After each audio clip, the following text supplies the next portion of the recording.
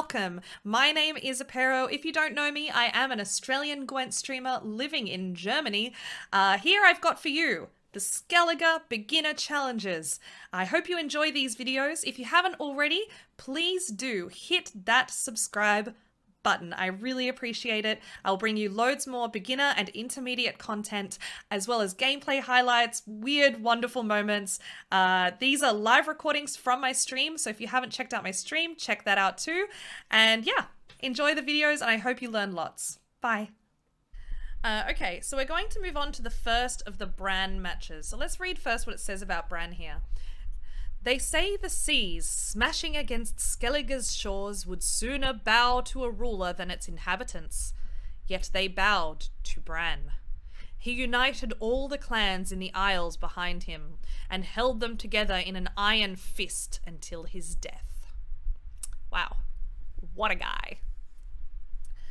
Alright, so we're going to move on to Iron Fleet. Let's see what it tells us about Iron Fleet. Rarg! When an army loses men, it should grow weaker. It is a simple dictate of logic. Yet Skellige routinely defies dictates, logics included. In fact, the fewer warriors Bran has in his charge, the more fiercely they fight. Thus, when foes watch his ranks thin and their hearts begin to rise, a Skellige axe cleaves them through moments later. Okay, and then it tells us a little bit about our opponent. Bruva and his dwarves focus on boosting and strengthening each other. Destroy his units to shut this strategy down. And then it tells us a little bit here about Bran. And it says, use Bran to send cards to the graveyard, then resurrect them when the time is ripe. So we will see. So let's get started. Here we go, switch screens. Boom. We've hammered enough. Let's get to work. Alright. Sit at my table and let's drink.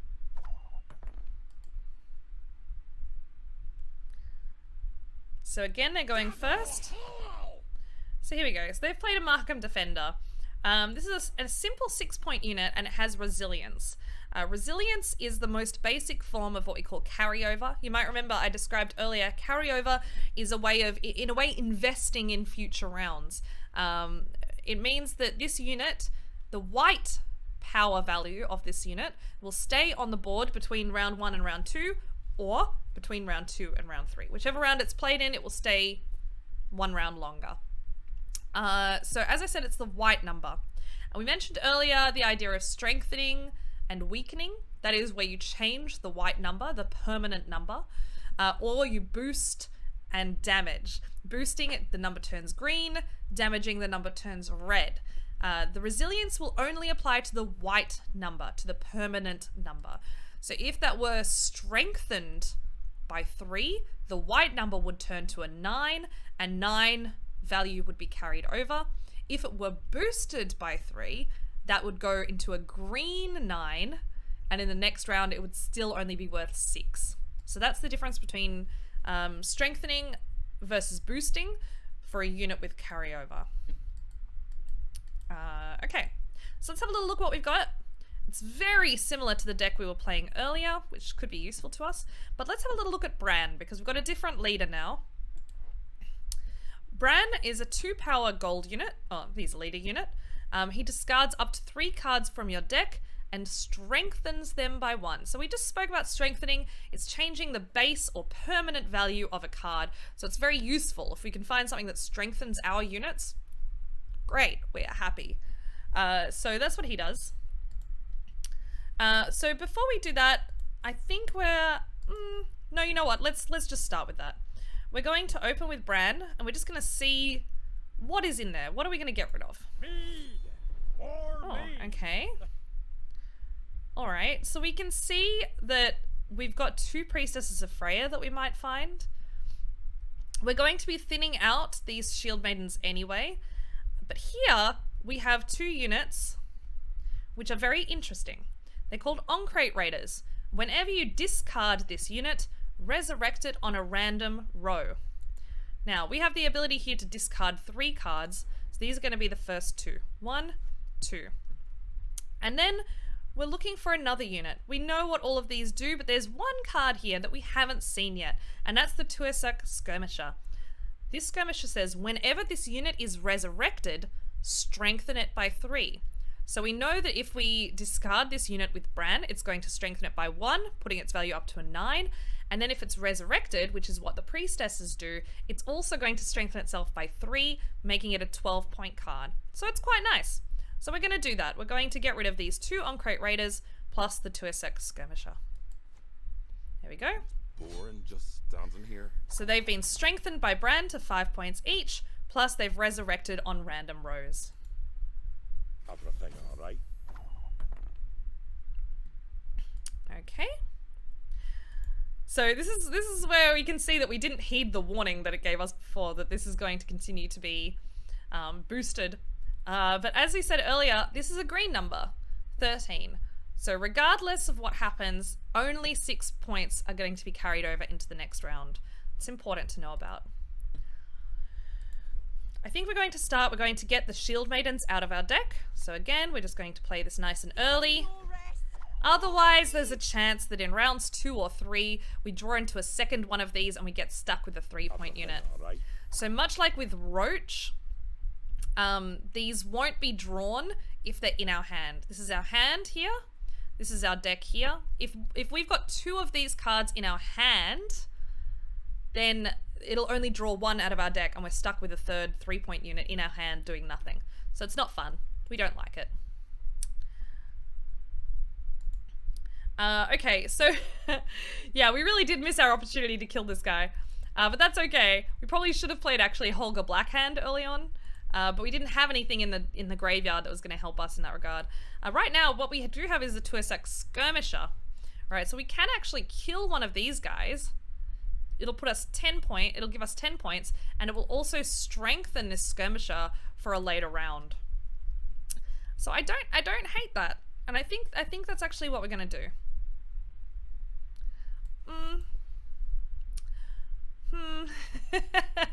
Although we could also use him to get more value by using him on the Hjalmar.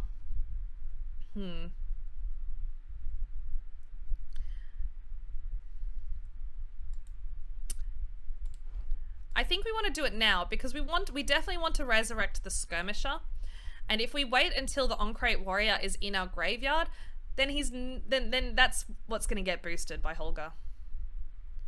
And I think we prefer to boost the Skirmisher. So I'm going to go ahead and do it. It's not perfect, but Calling me a coward? I think it will get us where we need to be.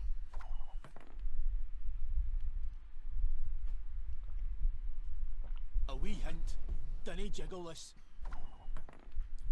All right, and we'll just double check. Yep, indeed he was strengthened to 12. All right. So we do actually have the ability to still kill this Markham Defender. So I think we're just going to start... although then we lose the ability to kill Lord of the Unvik.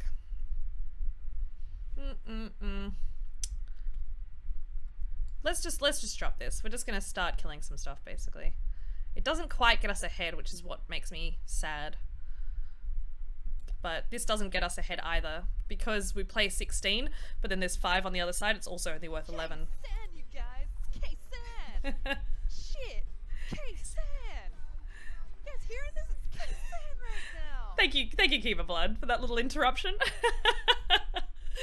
Much appreciated. Yeah, for those who might not be familiar with my stream, I have a lot of sound effects, so sometimes my train of thought might be a little bit interrupted by some sound effects.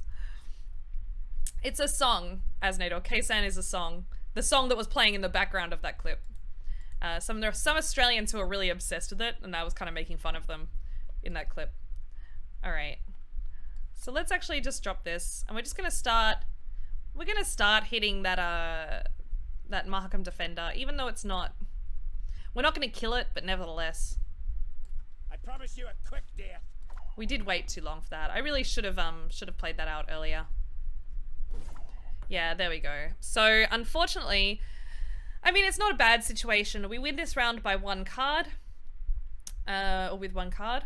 But unfortunately, they're going to have a Markham Defender on the board. So I think what we're actually going to try to do is to 2-0 them.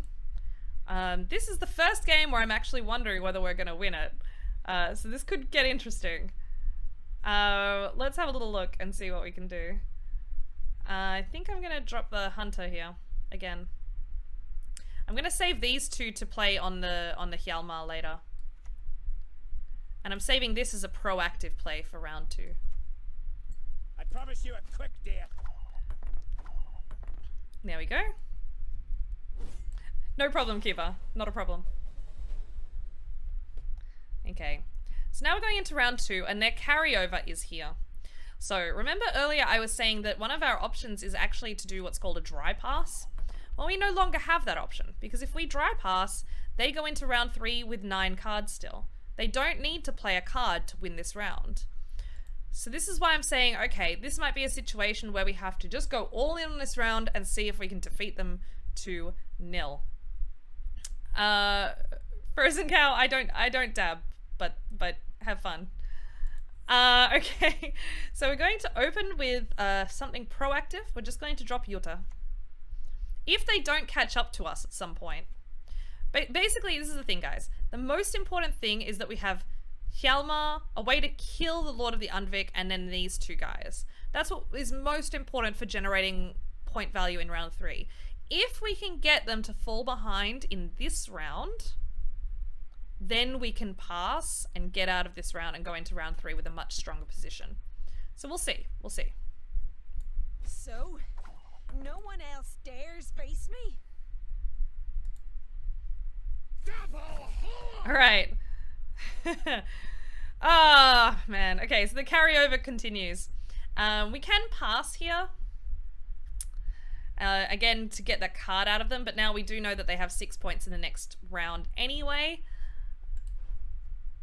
We still have the ability to resurrect our skirmisher and get some extra points, and I think that's actually a good thing to do. We could, oh, it's toughy, because we could also just kill that with 2 hits from these guys and then resurrect the archer to kill the Lord of the Undvik later. That's not bad, actually. It's not bad.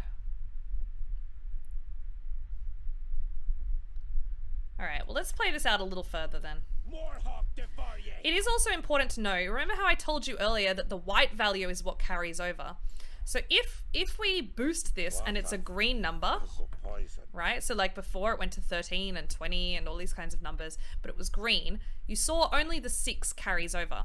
But if we damage it, i.e. if we create a red number, the red number is what carries over. So right now they've only, well, now they have something else, but before, when it was on 1, it was a 1 point, only 1 point that would have been carried over. And now it's still 6. So we're still in the exact same position.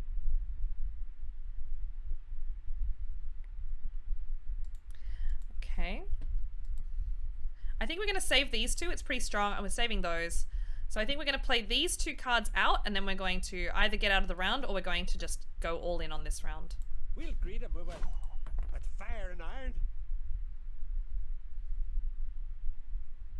Wanna whiff my axe? Ooh, ouch. All right, there we go. So now they're really, now it's on, guys. I think we're gonna go all in. We're gonna try to smash out this round rather than going into round 3. We're gonna try to just beat them in round 2. So it's a bit of a risk, but at this point they've got 12 points on us going into round 3, and so I think the time has come. So let's have a little look. Let's think about this. If we use the Priestess of Freya to resurrect the Skirmisher, it's going to be worth 16 points. If we use it to resurrect the Hunter, it's worth 11. So that's clearly the better option, and that's what we're going to do now.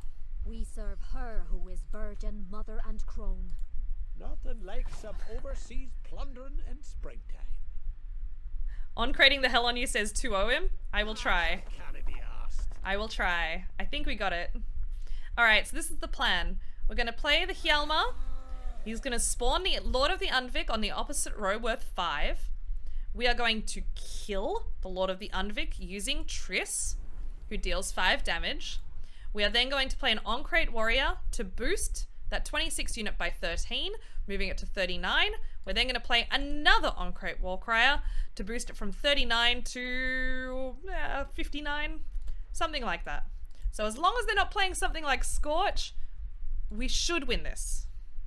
Famous last words. Yalmar on crates coming for Hey, and we forgot about Roach, of course, who comes out when a gold card is played from our hand. Mahakam wasn't built in a day. Okay, all the carryover. Look at this. No one plays Igni? I don't think anyone in AI plays Igni. Alright, so now we follow through with our plan. Triss Marigold. Kills Lord of the Unvik. Hjalmar is boosted by 10 to 26. So now we're 36 points ahead. So we're in a nice position. We're in a very nice position. We're going to play the Warcrier to boost an ally by half its power, choosing the tallest unit that we have so as to get the biggest effect. There we go, 13-point boost. We're now 40 points up. Never had your kneecaps broken. They're playing some good cards, but honestly, at this point, there's a chance we could even pass and still win. We're not going to take the risk, but it's possible. So now we're going to play the second Warcrier. Again, playing it on the tallest unit, getting the most value. There we go. We get a 58-point Hjalmar. And now we sit back and we wait. Hi ho, hi ho. And now they play another 4-point unit because they've only got 2 out here. So this last one is another 4-pointer. We're the best regiment in the whole plowing north. There you go. So we would have won even if we'd passed. There we go. Lots of people in chat mentioning Igni.